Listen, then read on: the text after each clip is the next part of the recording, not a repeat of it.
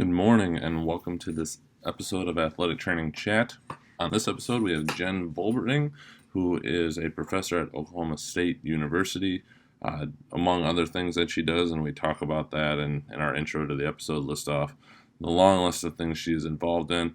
This is a great episode, just kind of talking about the general state of the profession from Jen's point of view, as well as just looking at education going forward with the transition to the master's program, what they've seen so far down at Oklahoma State and where we see it going in the future. A lot of good little insights and opinions on this, and some things that maybe not are common in terms of the thought process of it, but maybe what some of the profession needs in order to keep growing and expanding and working on some of the inequalities with pay and different things that are currently out there for us. So really good episode for a lot of those ideas. A lot of questions came off of this, and definitely a follow-up will be needed.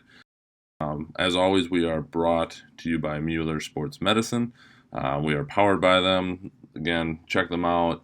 Get in contact with them. If you're on the fence about anything with them, don't hesitate to contact their sales reps. Everyone we've come in contact with, we're not just saying this, has been awesome. They truly treat you like a part of their team. And so with that, enjoy this episode.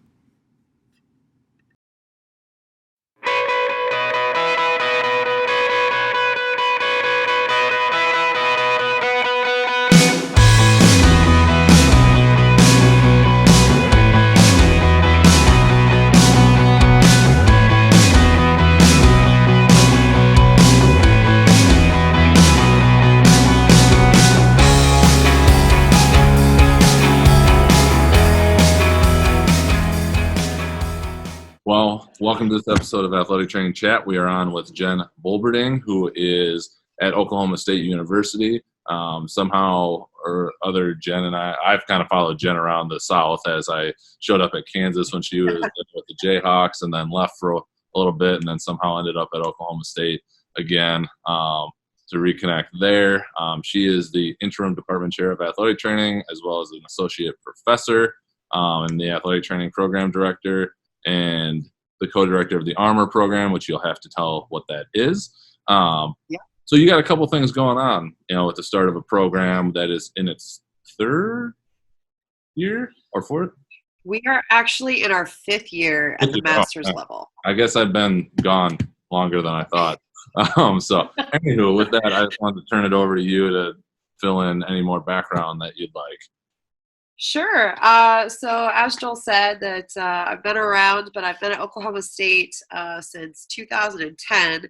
But when we moved to the master's level in 2015, we actually moved to the medical school campus over in Tulsa. So we're at the Center for Health Sciences, which makes us a little bit of a unique program where we're a little bit separated from our athletic department and then the traditional undergraduate campus. But I don't think that truly impacts us as much, because at the master's level, as we'll talk about, it provides a little unique opportunities. Mm-hmm.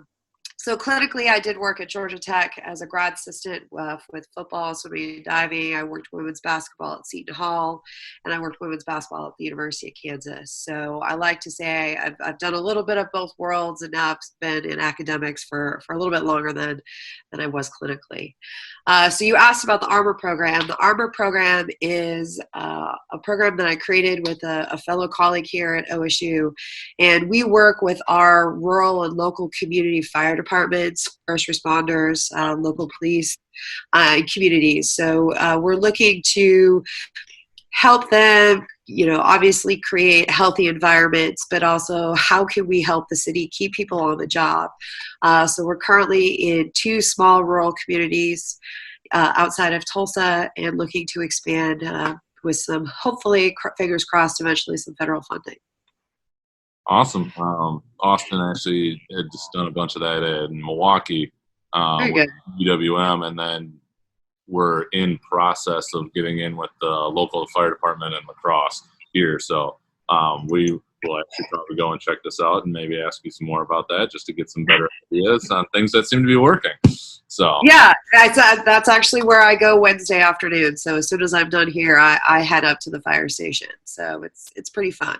Is it more athletic training services based, like evaluation, some? Absolutely. That's the goal, what it's geared towards? Right. Well, with me right now, it's more athletic training services. We are either going to get some federal funding, or we're actually, one of the communities is actually hopefully going to budget for a 20 hours a week athletic trainer. So we're looking for a Wow. doc student hopefully eventually. But with that person, they do a little bit more strength and conditioning, more kind of ergonomics. But right now with me, my hands are full in 3 hours a week with just every possible random injury they could come up with, and they come into the office and I'm like, really, what did you do this week? So I've got those frequent flyers that have been in the fire service 20 plus years and they're falling apart. Fair enough. Yeah. Well, I know when we reached out, it wasn't to talk about athletic training in the first responder setting, so maybe there will be another one in the future. There you go. Around that. But it was more just kind of the changing landscape of athletic training education. I know you guys, when I was at Oklahoma State, you guys had a master's in athletic training. It wasn't an entry level, but it was the continuation, which I never quite understood why our GAs didn't fully embrace that as much as maybe they should have, at least the ones I knew, because I thought it would have been pretty cool. But just kind of talking about the changing landscape, and obviously you've been doing this now for 5 years. What is your take on how that's going to impact the profession, Right. as it really keeps taking hold, and what we're 2 and change years away from it being completely in that realm? Yeah. I think everybody was really hesitant originally about the idea of moving into the professional masters. And I can understand that. Change is hard, right? There's books out there that are literally titled Change is Hard. But I think one of the unique things when you move to the master's level is you get a lot of freedom. And although that idea of freedom for some people is a little bit scary from an academic standpoint, we really embrace that idea of freedom. We kind of took some of the strengths of our post-certification master's program that those students embrace, corrective exercise, all of that, the CES, the PES, and we kind of blended that into what we really wanted a master's level program to look like. And I'm going to kind of set this up as a foundation for why I think the master's is a great way, is we didn't just take our undergraduate degree program and move it to the master's level. We sat down and we looked at the standards, and we looked at what we did really well. We looked at where our students maybe had some deficiencies and what we had in the professional or post-certification masters, and we put it all together. And now that we've been through this a few times, we've got 3 graduating classes. What we've been able to do is we've recognized that we actually have more time at the master's level. Now, we have a really kind of a different setup than most programs in the fact that we do block scheduling. So we do 8 weeks of fully immersion into the classroom. Mm-hmm. So they take all of their didactic piece, and then they go out and they spend 8 weeks, 8 weeks, 8 weeks, and then 13 weeks, their last one. And they're fully immersed in the clinical rotation. Yes, they have a few clinical assignments to help kind of hit those proficiencies, but what it really means is that those students know what it means to be an athletic trainer, that they don't actually go to class in the morning and they only see 4 to 5 hours, maybe 3 hours a day of what it is. But by doing that, what we found is that we have extra space. We've got these new skill sets that we're able to provide students. We're in a unique situation where we're in a medical school, and so we have a lot of positions available to us. So we can teach suturing, we can teach intubation, we can go into radiology, we can do all of those things. But we're also integrating hot grips certification into our curriculum. We're able to do all of those pieces where at the master's level, you have so much freedom, and you can create it to the way you want it to be. You can make it a traditional model. You can make an immersive model. You can make it a blended model. But at the graduate level, when you're not competing with physics or English or humanities, which are great things, as well as potentially Greek life and other things, our students come in and they focus on what they want to do and what they're doing at that time. The other question when people started moving to the master's level was, well, it's only 2 years. What kind of clinical education are they going to get? Are they going to get as many hours? And I can say over the course of all 4, and I don't know if I'm sorry about that, over the course of our 4 cohorts, they have gotten more hours, clinical hours, in 5 rotations over 2 years than our undergraduate students ever got over the course of 3.5 years. Much so to the point that we're talking not just 50, 60 hours more, we're talking 200 to 300 hours more. I think last year's graduating class from OSU had on average about 1,500 clinical hours over the course of 5 clinical rotations. So in that way, it makes it challenging, but I think that it's really allowing students to get a really good idea of what it means to be an athletic trainer over the course of those hours, but they're really well prepared when they get out of it. Yeah, I agree with you there. Austin, as he's sitting here, is in his first capstone in his second year of his MSAT, which is why he's here. So he's my shadow for the semester. Very good. So yeah, I'd be curious as how many hours you ultimately end up with. I just checked, and so far for this semester, I'm at 470. Yeah. So. I mean, it's one of those things that when you're not battling everything else, we're creating better athletic trainers. Right. And ultimately, that's the goal, right? Is we want really highly qualified athletic trainers to get out there into the world. And that was one of the other questions we had, because I know that's a conversation we've had here, that in theory with a master's student, you're getting a better student, in quotes. Right. And if that's what you guys have seen thus far, and I would guess, like you said, yes, because you don't compete, especially being off the traditional campus. Like I know if I was in a program that was at the medical school, first off, I'd probably have a little inferiority complex because of all the other people around. But then that would also make me want to get a lot smarter in order to go and show them that, oh yeah, that's great, you're doing this, but I'm also doing things. So. Right. I mean, that's a great example. And I think I wish more people had that exposure, because our students, we don't take full courses with the medical students, but we take pieces of it. And specifically in our non-orthopedic course, our students are going in and absolutely crushing the medical students on, cranial nerve assessment, history taking, because they've had the experience, they've had the exposure, where you've got medical students who are first and second year medical, they've never seen a patient other than a standardized patient. Right. And I think it's given our students a little bit of credibility amongst it, because they're able to look at a medical student and say, I know when you get out of medical school, what you have, what your knowledge is. Our department provides the sports medicine education to the medical students over the course of 4 hours. Right. So a general practice GP comes out of the first 2 years of medical school with 4 hours of sports medicine knowledge. That's not enough, right? We do, for our family medicine residents down in a hospital, we do an 8-hour sports medicine once a year. I can't teach everything in 8 hours. So it's allowed our students to understand that you do have to stand up to a physician that's not an orthopedic or a sports medicine fellowship trained physician to say, no, this is my specialty. I know this. I'm the expert. And the research backs us up. I mean, that's the great thing about it.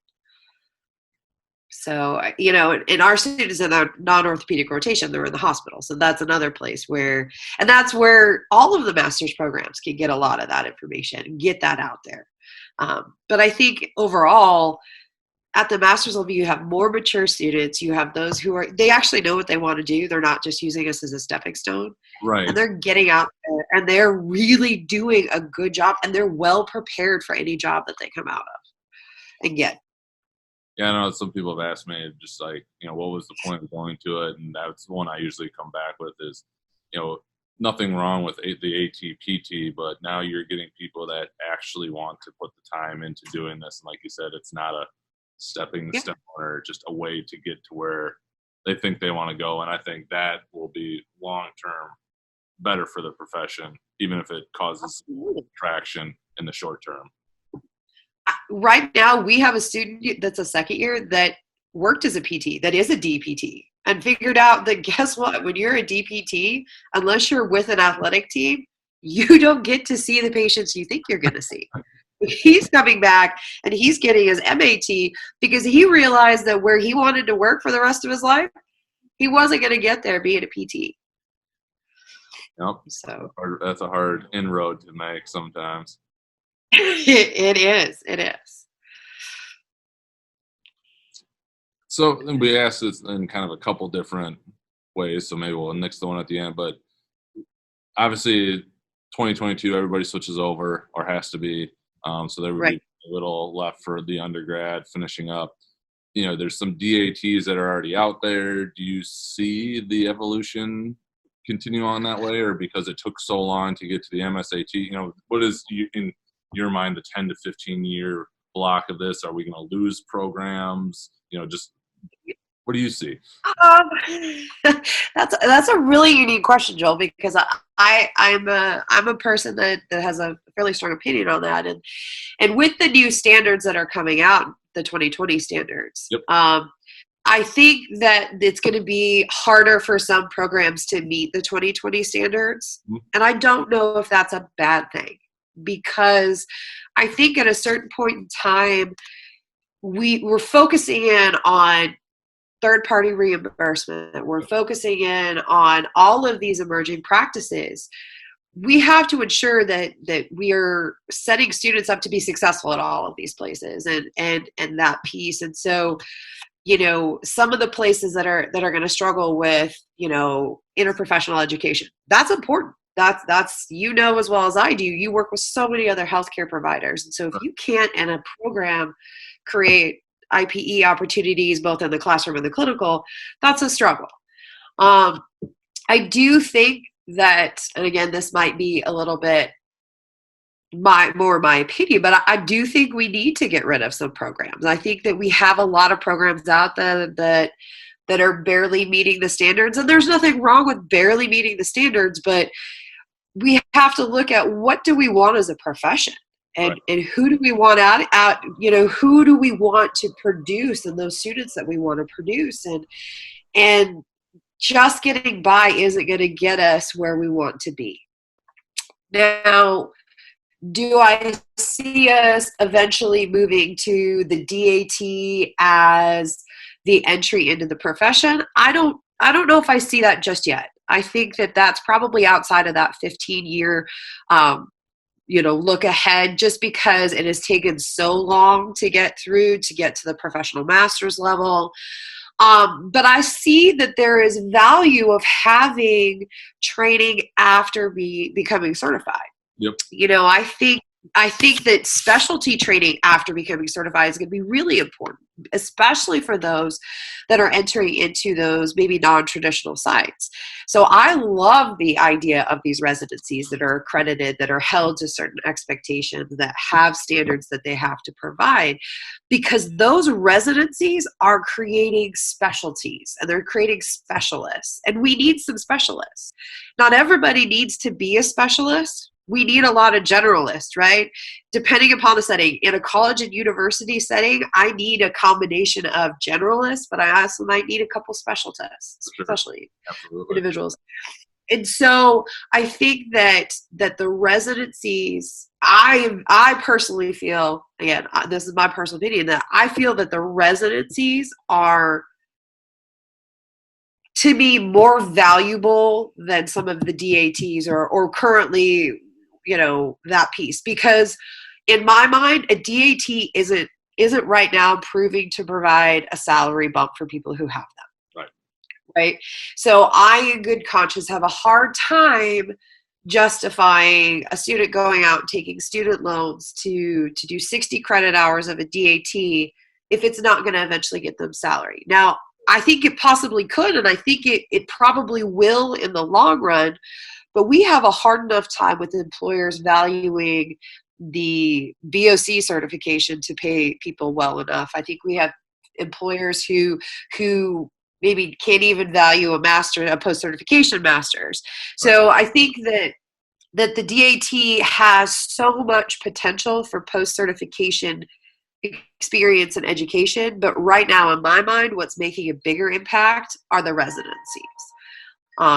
because you can focalize, and people who are doing the residencies right, becoming accredited, are the people that are coming out of them. Their skill sets are amazing. So I mean, that's where I see us going, is I see more people electing to become specialists. So this is kind of going off of it, but getting more into some of the legal things. Like, obviously, what you're able to do is dictated by your practice act, and that's going to vary state to state. And we Right. get some things here just in terms of those skill sets. Like, Right. you foresee, and I don't actually even pretend to know if this is part of the reason the PTs went from a master's to a doctorate, but is the master's level degree enough to potentially argue up into legislation of, like dry needling is an example, potentially ordering x-rays, like yes, teaching sutures, but does that include the ability to administer the medication in order to make sutures tolerable? Because even our physician, who's very open to athletic trainers doing a lot of different things and trusts us, as he gets to obviously know you better, he's like, but yeah, you can do the sutures. He goes, the only thing I see as the drawback is what do you do about putting in the medication? He goes, that's the only kind of hiccup I see is, and I could see that being an argument for going DAT, or does the MS plus residencies allow those arguments to be made, or is it all just about money and politics? Because that's obviously. Yeah, and I think that's a great question to ask. And I think what it comes down to is, I don't know, I think that having a master's as an entry level definitely makes those people in higher places listen a little bit better, right? You're not in the same category as and again, these are not any slams against any other profession, but a PTA or an EMT or anything that we have more training, we have more knowledge, we have different degrees. So I think that the degree will definitely make people take notice. But ultimately, I think it's valuing the BOC certification and whether or not state organizations are willing to go through that practice act. I think the inroads that Tori has made with the APTA at the national level probably helps, but it's whether or not those state APTA organizations are going to battle and question it. Living in Oklahoma, we have a pretty wide open practice act. It's legitimately whatever your doctor signs off on, but the only caveat is the only thing that would stop us is that medication piece. Like the only thing our state practice act says is you cannot administer a medication, or you cannot inject a medication. Which as well as I do that there are athletic trainers who are doing injections in physicians' offices, but that's a whole other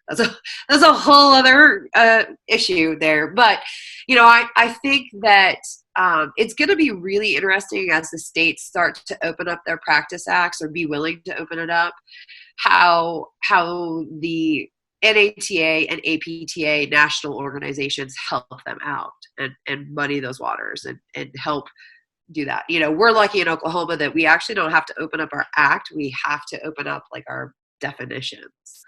Because I think they've figured out that they don't actually have to rewrite the whole thing. They just have to go through a small piece that nobody could challenge. Okay.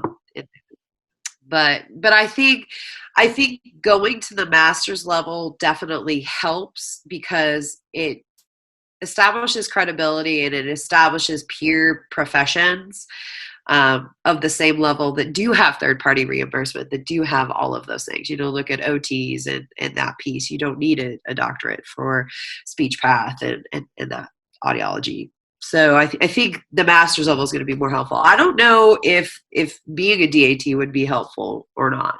Right. If that was the entry level. So many things to figure out. right? I mean, it's a crazy idea, and I think so many states are just really hesitant to start thinking about that. But you've got to, and I know I hate the fact that we're using Katie and the education programs to kind of push those state practice acts along. But if you look at the new 2020 standards, Mm-hmm. they themselves, even without suturing, challenge. They challenge some state practice acts. I mean, I don't think there's anything wrong with athletic trainers eventually being able to order X-rays and order non-narcotic and non-paid, prescription medications, in conjunction with a PA or a physician. I'm well trained enough to know what a sinus infection looks like. I've seen enough of them. I mean, there's some basic medications. It's like, well, why should I have to wait if I know that that's eventually what the doctor's going to do? Because the doctor's going to look at me and say, well, what do you think? Well, this is what I think they need. But I do think that the new standards are going to challenge some practice acts. I'll be very curious to see how that all plays out. I know there's been discussion even in Wisconsin about removing the physician necessity with some of the stuff and just the education with it. And our practice act is pretty loose in its wording, so it's up to interpretation. So like at no point does it say, like it says we can do trigger point therapy. Well, it doesn't say how we can do trigger point therapy, so we can get creative with that and the physician sign off and clearing they're legal. Like, it hasn't been an issue, which has been nice to have the physician support as well. Right. And I think that's the group, as much as playing nice with the PTs, I think getting physicians on board and getting them being vocal advocates, especially as they start to work with some of these professional master's level students and being like, hey, no, they actually do know their stuff. It doesn't matter if they've just walked out of their BOC exam and are now certified. They're very knowledgeable about things. I mean, we're teaching stuff that we didn't teach, that I didn't learn, that you didn't learn. I mean, the education requirements have just grown leaps and bounds into areas that we really thrive. Right. And for good reason.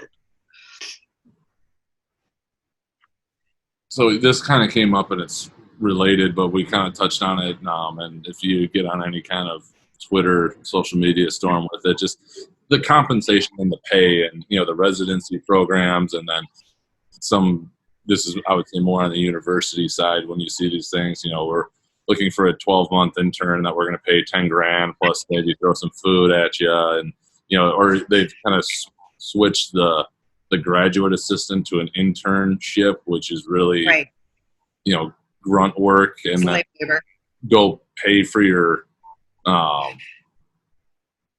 master's degree on top of that. Like, you have thought, I've got my own personal thoughts on it, but what are your thoughts on trying to break through that barrier? I know, and some people I've talked to, they think we've potentially oversaturated, per having a lot of programs and for undergrad and things like that. We're now, people are just taking jobs because they need jobs. Like, do we almost now need to condense that down, with the programs, making sure, obviously enough programs survive and thrive, but your thoughts? Yeah. And it's ironic because Tori's letter in the last NATA news kind of echoes what we talk to our students about, which is it is twofold.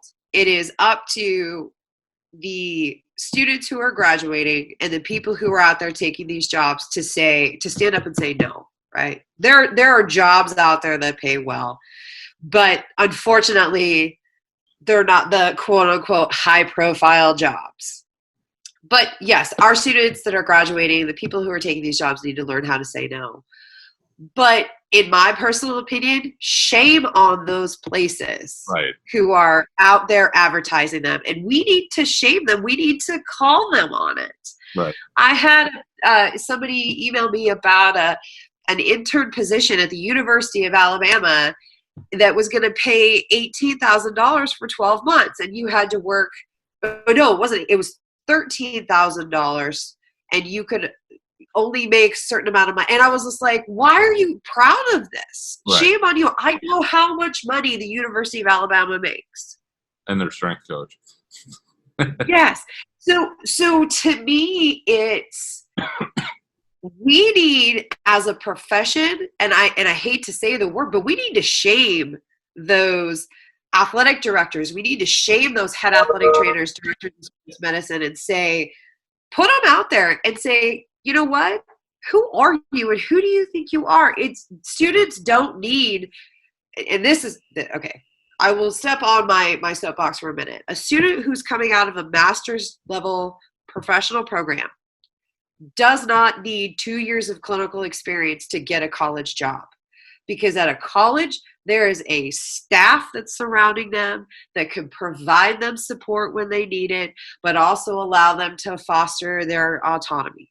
The place that a student who's coming out of a professional master's, unless they're highly well qualified or, really ready to go, it scares me that we're sending them out to these small high schools that don't have athletic trainers there. They're the first athletic trainer.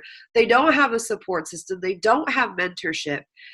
Transition to practice relies on a good quality mentorship from an employer, a good quality orientation, and a support system. So I look at those people who are advertising internships for $12,000, but they're also advertising staff positions that require 2 years of clinical experience. You don't need 2 years of clinical experience to work at a college. No offense. Like, there's other people there. But again, that's my personal opinion. But I think that we as a profession need to call the people who are doing and offering those jobs, and we need to call them on the carpet and say it's not okay, and to tell our students and reinforce our students, do not take an internship. An internship just basically means slave labor, and residency is different. An accredited residency, and that's the other key. If they want to do a residency, a good residency does require 2 years of clinical experience, and a good residency is accredited through Katie.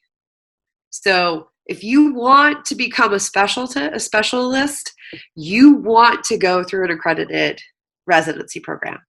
You don't need to go to, internship, residency, fellowship. Those are all mythical things to say, I'm going to pay you less than per hour than I personally pay the person who cleans my house. Right. And that's what we need to instill in our students is it's not okay.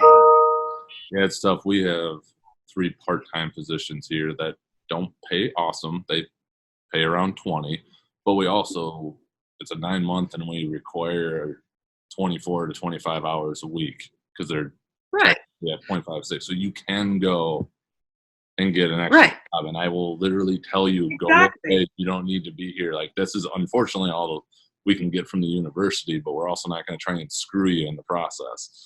So, exactly. And I think that's what I'm saying is if you're only able to pay them 20 hours a week, a wage that is for 20 hours a week, only require them to work for 20 hours a week. Right. But don't hire them at a large Power 5 D1 university, expect them to work 60 to 70 hours a week and pay them $13,000. Right. It doesn't work that way. It's not okay. But I'm very passionate about it because I've seen some of our students go out and take these internships, and I'm like, why? Why do you need to do that? And halfway through, they're like, yeah, it was kind of a waste. All I did was work. Yeah. You don't need to do that. Right. You don't need to learn the quote unquote grind. You were fully immersed in a clinical rotation, your last one for 13 weeks. You learned the grind. You lived the grind. You don't need to go and do that. But it's a paradigm shift for some of our employers. And it's a paradigm shift for some of our older athletic trainers who feel like you've got to have all of this stuff. And it's like, but you don't. Yeah. Don't you want a highly qualified, highly skilled employee rather than a grunt that I'm going to use and abuse, burn out, and they're not going to stay in the profession? Right.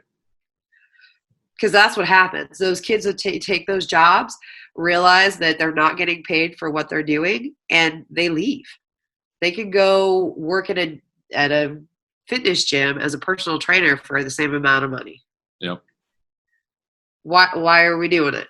Some medical devices for good pay. Right. Right. I mean, it's sad. It to me, it's very sad. Anything else you wanted to cover that we didn't get to in these, just keeping an eye on time and whatnot? I think the big thing is, if people who are listening are concerned about, well, what do these master students know? What do they know? What are they getting? I think they need to seek out a program and ask those questions. Become a preceptor for a student, because when you're working with somebody who is a little bit more mature, who knows that they want to go into this as a profession, the students are different, and they're very excited. They're very driven. They want to be there. And so, the change to the masters has brought a lot of really positive things. And the great thing is there's other programs, now with the 4-week required immersive experience, you could have somebody for a minimum of 4 weeks. Like, it's great. All of the things that we as employers worry about when students enter the profession. Do they know how to fill out paperwork? Do they know how to look at the policies and procedures? Well, if they're there for 4 weeks, they darn well better be doing insurance paperwork. They better be doing all of those components that maybe at the undergraduate level, because they were only there pre-practice, practice, and post-practice, they didn't get. Right. So they're getting more. And so I think people need to just be open-minded and maybe get some experience and get some exposure, because you're going to be pleasantly surprised with the quality of students that the master's level are producing. Perfect. Well, jumping into some of those 5 questions, it's gonna be 4 because we kind of already asked one about the future things. But what advice would you go back and give yourself as a young athletic trainer, and if you could kind of just set the example of where you would be at? Sure. I think looking at my younger self, I would tell myself, even as a graduate student, but especially when I got into my first clinical job, is to not be afraid to voice your concerns and not to be afraid to be an advocate for yourself. I think that as a graduate student, I had a really different experience, and I had a great clinical experience, but from an employee perspective, I wasn't a great advocate for myself. I didn't learn how to say no. I didn't learn how to draw the line in the sand, both with my coworkers, but also with my patients. And I think as a young athletic trainer, that's what I probably would tell myself. Learn how to say no earlier on in life. Because when it comes to work-life balance, when it comes to burnout, when it comes to being happy with a profession and staying in a profession, I think there's that. I think the other thing I would tell myself is don't be afraid to listen to your gut when it comes to finding your path in the profession, because there's lots of paths. That it's okay to be a traditional collegiate athletic trainer, because I think for a while there I was like, do I really want to go into academia? And my mentor, my person who I always called, and he was like, I always knew you were going to end up there. I was just waiting for you to figure it out. I was like, well, you could have told me. He's like, no, you've got to figure it out yourself. And he goes, every 2 years, you were like, oh, maybe I should go get a doctorate. Maybe I should go into teaching. He goes, it's okay to say, you know what? I did it. I lived it. I had some great experiences. I traveled the world, but it's okay. I want to be in academia. So right. That's the 2 things I would tell myself. Awesome. What has been one of the most influential resources you found in your career? Absolutely 100% my mentorship network. The people that I still to this day, when I have a question or a crisis of conscience or I just don't know what to do, I think I have 2 or 3 people that I know I could pick up the phone today and be like, I need to get your ear for about 20 minutes and help me to walk my way through that. we're all going to get really good clinical skills. We're all going to be great clinicians and get out there. But I think the best resource you can have is a good Rolodex of people that can help you work your way through a problem, be it clinically, be it professionally, be it personally. That Rolodex is really important. Seems to be a common theme and a good one at that. Yeah. This might be hard because we've talked about a lot of things, but if you could change or eliminate one thing, could be like a modality or just common practice or mindset in the field of athletic training, what would it be? I would absolutely eliminate the mindset that you have to make every coach happy and you have to make every patient happy, because we tend to want to be people pleasers as a profession, and we tend to want to be everything for our patients. And I really am hoping in my students to change that mindset, that it's okay not to be everything. And it's okay some days to say no.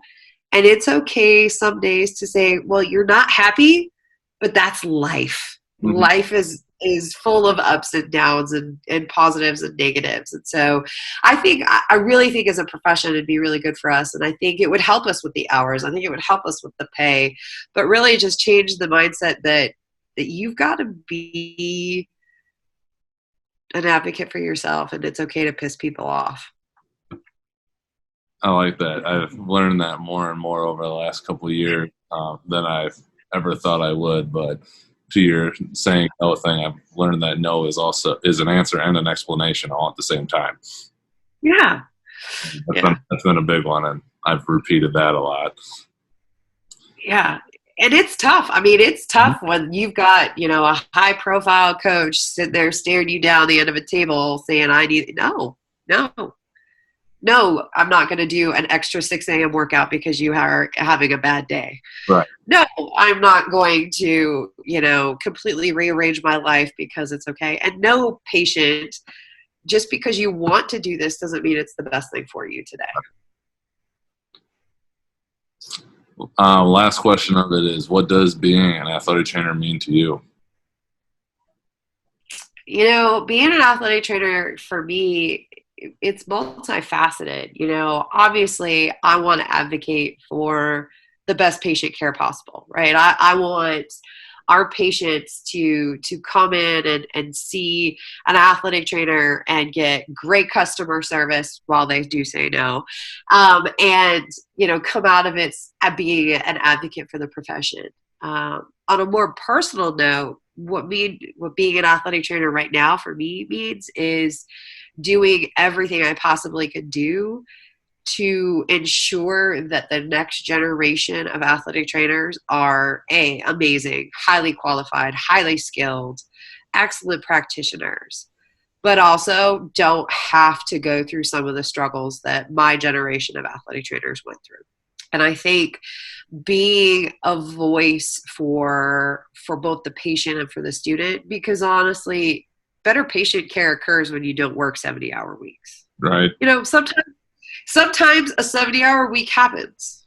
That should be the exception. It shouldn't be the norm, right? You have preseason. Okay, those are times that's okay. But the rest of the time, good patient care means my athletic trainer has a life. It means my athletic trainer has hobbies. My athletic trainer can sleep. My athletic trainer doesn't have to shovel their lunch in 5 minutes between patients. But self-care for the athletic trainer is just as important as good quality patient care. To be that voice. Yeah, I like that one a lot. Kind of closing and everything, if people wanted to find you or connect with you, is there any place that they could do that? Sure. So you can find me on the OSU Center for Health Sciences website. My email is my first and last name, first dot last name. Online, Twitter, I think I'm JenVATC. If not, they can also look at the OK State MAT Twitter account as well as Instagram accounts. The best way to get in touch with me is probably, either email or online. But I'd be happy to answer any questions or join a discussion that people have. Awesome. Well, thank you so much for being on the show. We appreciate it. Hey, no problem. Looking forward to the end result. Absolutely.